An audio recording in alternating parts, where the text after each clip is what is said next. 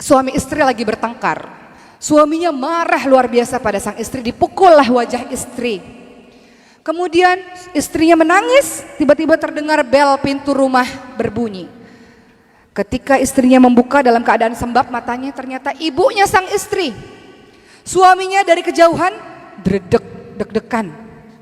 Ya Allah, istriku ini pasti ngadu ini sama mertuaku ini nih, bahwa tadi baru dipukul. Orang tuanya tanya kepada si perempuan ini, anakku kenapa? Kok kamu nangis matanya sembab begitu, kenapa? Istrinya mengatakan, ibu, ayah, ya Allah, aku tuh tadi berdoa sama Allah, aku rindu sama ibu sama ayah, udah lama gak ketemu. Untuk menjadi perempuan-perempuan yang solihah yang dirindukan oleh syurga. Perempuan-perempuan yang seperti apa? Karena ini judul kita pada hari ini.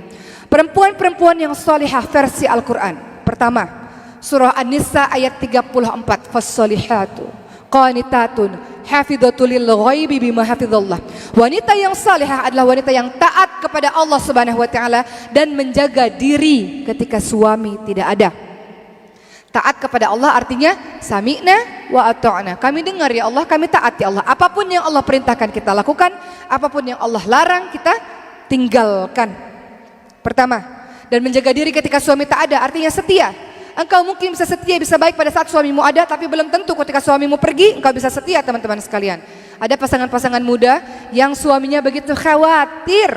Nih hati-hati, kalau suaminya udah posesif, berarti mungkin salah satu indikasi suami nggak percaya sama kita.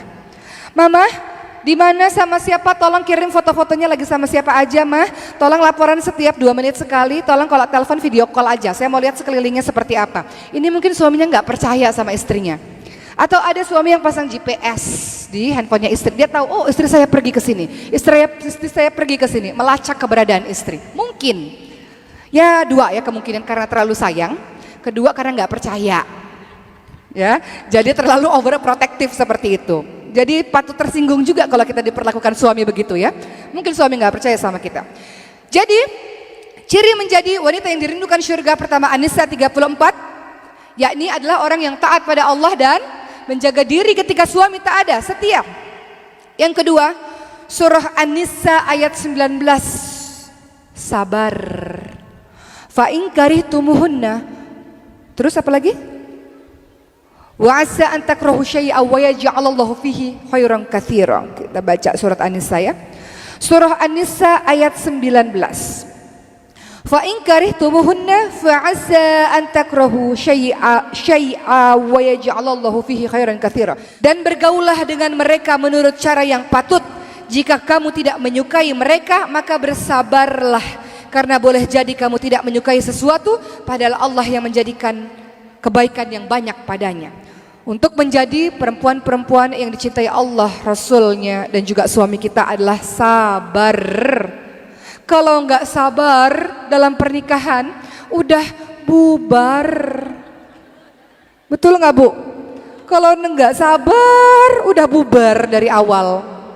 Jadi kalau ada orang yang bilang, Boki kasih saya dong nasihat pernikahan, saya juga pernikahannya baru sebentar, tapi mungkin saya bisa kasih beberapa nasihat. Apa itu? Sabar, sabar, sabar, sabar, sabar. Bener gak Bu? Ibu-ibu yang sudah berumur pernikahannya puluhan tahun, sabar. Anak-anak yang baru menikah di awal-awal pernikahannya, kenapa banyak bubar? Gak sabar. Bener Bu? Emang begitu, gak ada cara lain. Ini Al-Quran yang nyuruh kok. Pergaulilah pasanganmu dengan cara yang baik. Terus kalau ada apa-apa yang kamu gak suka, sabar. Udah gak ada kata lain, sabar. 2 orang disatukan dari pengalaman hidup berbeda, keluarga yang mungkin berbeda, pendidikan mungkin berbeda, semuanya berbeda.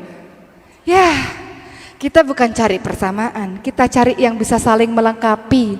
Saya cerewet, situ pendiam, ya. Saya boros, situ hemat, gitu. Saling melengkapi satu sama lain, ya sabar. Kenapa kata Rasulullah banyak perempuan-perempuan yang masuk ke dalam nerakanya Allah? Karena mereka ketika ngelihat suaminya buat salah satu aja, Perempuannya, istrinya mengatakan, suamiku, aku tidak pernah melihat kebaikan apapun dalam dirimu. Semuanya buruk dan diungkit-ungkit semua kesalahan yang lalu. Ini perempuan kadang kalau suka berantem, berantemnya masalahnya yang A, tapi diungkit semua yang kemarin. Suami buat salah satu, hilang semua kebaikannya. Itulah kata Rasulullah, banyak perempuan-perempuan masuk ke dalam nerakanya Allah karena apa? Suami cuma punya satu salah, tapi seakan-akan kesalahannya semuanya. Itulah istri yang gak pernah bersyukur kepada sang suami. Jadi nomor 2, ciri dari perempuan yang salihah adalah surah An-Nisa ayat 19, yaitu sabar dan berbuat baik kepada pasangan. Ciri yang ketiga, perempuan-perempuan yang salihah adalah dalam surah Al-Ahzab ayat 33, yaitu perempuan-perempuan yang betah di rumah, gak suka keliaran kemana-mana. Kalimatnya adalah waqarna fi buyutikunna. Perempuan-perempuan paling baik adalah memang di lantai rumahnya sendiri. Banyak perempuan-perempuan di luar sana, kalau di sini kan solehah semua, betah di rumah. Tapi kalau perempuan-perempuan di luar sana, di rumah itu pusing, stres kalau di rumah. Ini belakangnya ini panas kalau di rumah itu. Jadi hobinya suka keluar keliaran. Dan kalau pergi tuh nggak laporan, nggak izin maksud saya, tapi laporan. Bedakan antara izin dan laporan. Pak, saya lagi di mall nih, lagi jalan-jalan. Udah ya Pak, kan yang penting saya udah ngasih tahu sama teman-temannya 2 jam 3 jam lagi nongkrong-nongkrong aja, minum-minum kopi. Itu namanya laporan atau minta izin? Laporan. Bedakan minta izin sama laporan. Ibu sebelum keluar rumah izin dulu, boleh nggak? Kalau udah di mall ya suaminya bilang nggak boleh, ya gimana udah di mall, ya. Jadi bedakan antara izin dan laporan. Sebelum keluar rumah harus minta izin dulu. Jadi ciri yang ketiga, perempuan-perempuan yang solehah adalah waqarna fi buyutikunna, betah di rumah. Boleh nggak keluar rumah?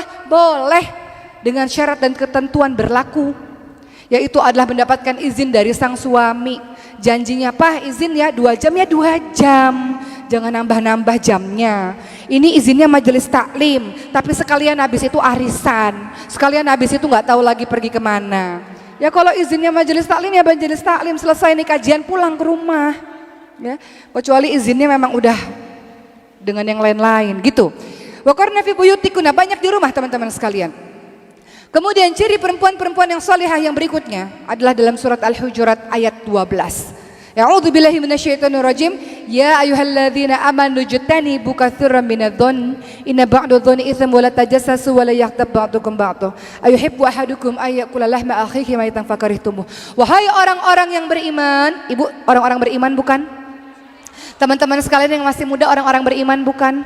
Ya, kalaupun belum nikah, ini adalah pelajaran pranikah ya teman-teman sekalian ya. Kan banyak yang muda-muda, waduh aku belum nikah dikasih materi suami-suami, istri-istri begini. Ini adalah materi pranikah. Apa yang dikatakan dalam surah Al-Hujurat ayat 12, ibu-ibu sekalian? Wahai orang-orang yang beriman, jauhilah kebanyakan dari prasangka, karena sebagian dari prasangka adalah dosa. Tuh, yang suka suuzon, dikit-dikit suuzon, dikit-dikit suuzon. Suami pulang telat suuzon, suami nggak ngabarin suuzon. Ini khususnya pada pernikahan muda tuh begitu, dikit-dikit suuzon. Jauhilah kebanyakan dari prasangka, karena sebagian prasangka adalah dosa. Jangan cari-cari kesalahan dan jangan menggunjing. Orang-orang yang seperti ini adalah orang-orang yang seperti memakan bangkai saudaranya sendiri.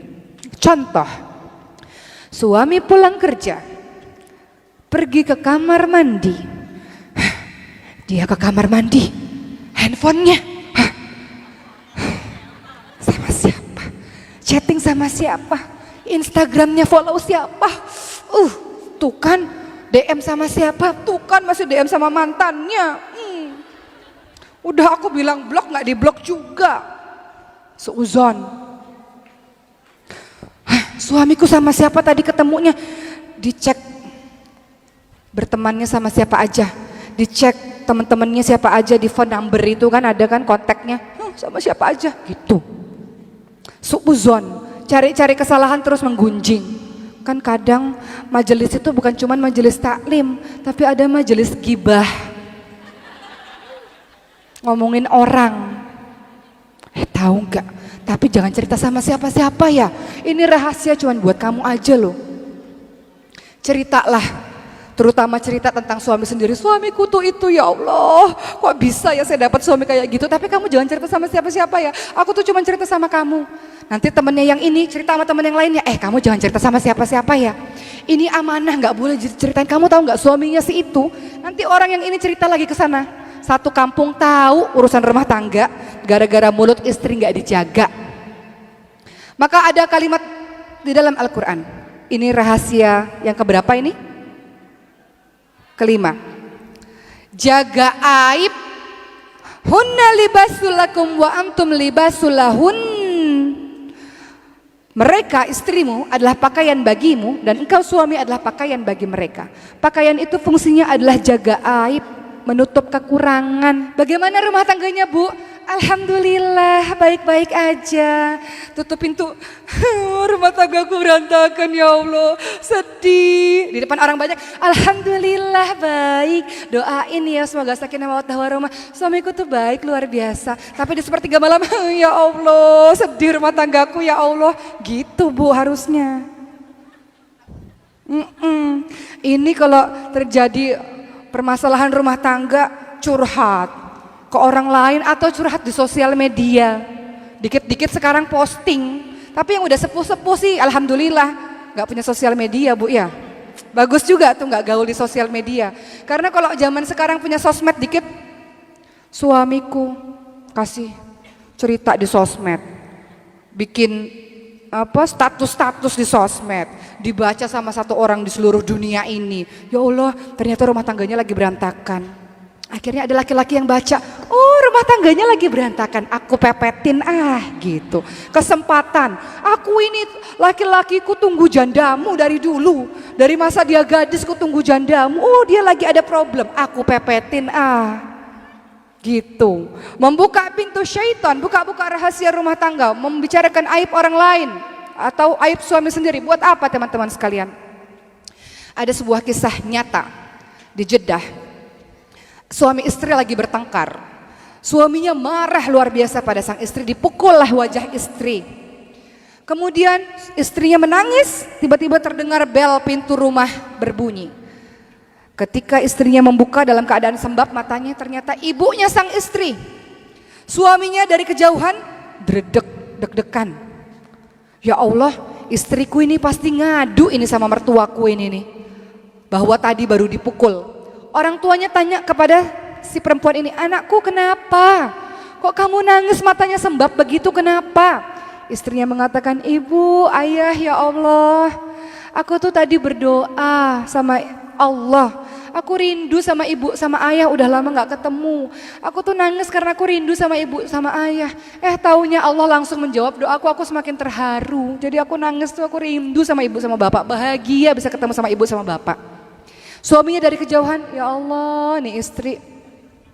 Padahal bisa loh istrinya ngadu sama orang tuanya itu. Aku baru dipukul, ada KDRT kekerasan dalam rumah tangga. Suamiku itu kan kalau perempuan kadang-kadang suka lebay ceritanya. Gak sesuai kenyataan, dilebih-lebihkan gitu. Orang kalau lagi marah, lagi sakit hati kan ceritanya suka dilebih-lebihkan biasanya. Tapi sang istri mengatakan, ya Allah Pak Bu aku tuh nangis karena aku rindu sama bapak sama ibu. Suaminya luluh hatinya, istriku itu Masya Allah. Menyimpan aibku sendiri ya Allah luar biasa. Makin sayang dan cintalah suami tersebut. Makanya kadang kalau kita berantem suami istri khususnya bagi pernikahan-pernikahan muda. Dikit-dikit ngadu sama orang tua. Orang tuanya udah kesel. Kita udah buat anak lagi sama suami kita. Ya? Udah baik lagi sama suami kita. Orang tuanya masih sebel, kitanya udah harmonis lagi sama suami kita. Jadi gak perlulah cerita-cerita yang sekiranya membuat kita menjelek-jelekkan pasangan kita sendiri. Karena kata Allah, hunna libasul lakum wa antum libasul lahun. Kalau ada jenis istri-istri yang begini sebaiknya diapain nih Bu? Istri yang kerjanya suka ngomongin kejelekan suami terus. Diapain ini sebaiknya ini? Dinasehatin atau diapain ini istri kayak gini? Diplester mulutnya. Didoain yang baik. Yang baik. Kalau Nabi Ibrahim alaihissalam gimana kisahnya? Menghadapi menantu yang mulutnya luar biasa, gak bisa dijaga. Nabi Ibrahim datang ke rumah anaknya Nabi Ismail alaihissalam. Nabi Ismail sedang pergi. Dan si perempuan ini gak tahu bahwa itu adalah mertuanya, bahwa itu adalah Nabi Ibrahim. Sang Nabi Ibrahim bertanya, wahai perempuan, anak perempuan, bagaimana keadaan rumah tanggamu dengan Ismail? Maka sang istri mengatakan, rumah tanggaku buruk, aku miskin, aku susah, suamiku gak baik. Dan semua keluhan lainnya. Apa kata Nabi Ibrahim alaihissalam? Tolong katakan kepada Ismail kalau pulang, ganti pagar pintu rumahnya. Jadi kalau istri yang cerewet, yang ngeluh terus, yang buka aib suami terus, harusnya diapain bu? Mau diganti? Mau diganti? Akhirnya apa yang terjadi? Akhirnya Nabi Ismail paham bahwa perempuan yang begini gak bisa dipertahanin, diceraikan. Diganti dengan istri yang baru. Kemudian Nabi Ibrahim datang lagi ke rumah anaknya Nabi Ismail. Nabi Ismail sedang pergi dengan istri yang baru. Nabi Ibrahim tanya kepada istri yang baru tersebut, wahai anak perempuan, bagaimana keadaan rumah tanggamu? Alhamdulillah, semua baik. Alhamdulillah, rumah tanggaku baik. Rumah tanggaku luar biasa. Rumah tanggaku diberkahi oleh Allah. Alhamdulillah. Maka apa kata Nabi Ibrahim? Katakan kepada suamimu Ismail, pertahankan pagar pintu rumahmu. Artinya istri yang begini adalah istri-istri yang luar biasa. Pertahankanlah karena dia menjadi istri yang solihah. Jadi begitu teman-teman sekalian. Ya, tak terasa sudah hampir 1 jam saya berbicara di sini. Jadi saya review lagi, ada 5 cara setidaknya. Bagaimana cara kita menjadi istri yang solihah menurut Quran. Yang pertama adalah An-Nisa ayat 34, yakni perempuan-perempuan yang taat pada Allah dan perempuan-perempuan yang setia. Kedua adalah sabar. An-Nisa ayat 19, sabar. Kalau engkau tidak suka pada sebuah perkara, Allah akan jadikan yang lain yang baik, banyak kebaikan dengan dirinya insyaallah. Kemudian yang ketiga adalah banyak-banyak di rumah, jangan keluar rumah kalau tak perlu, surah Al-Ahzab ayat 33. Yang keempat, jangan engkau suuzon, jangan engkau cari kesalahan, jangan engkau menggunjing dalam surah Al-Hujurat ayat 12. Dan yang kelima, jaga aib suami. Dengan begitu engkau menjadi perempuan-perempuan yang dicintai oleh Allah, Rasul dan juga suami. Insya Allah menjadi bidadari-bidadari syurga, ratunya para bidadari syurga.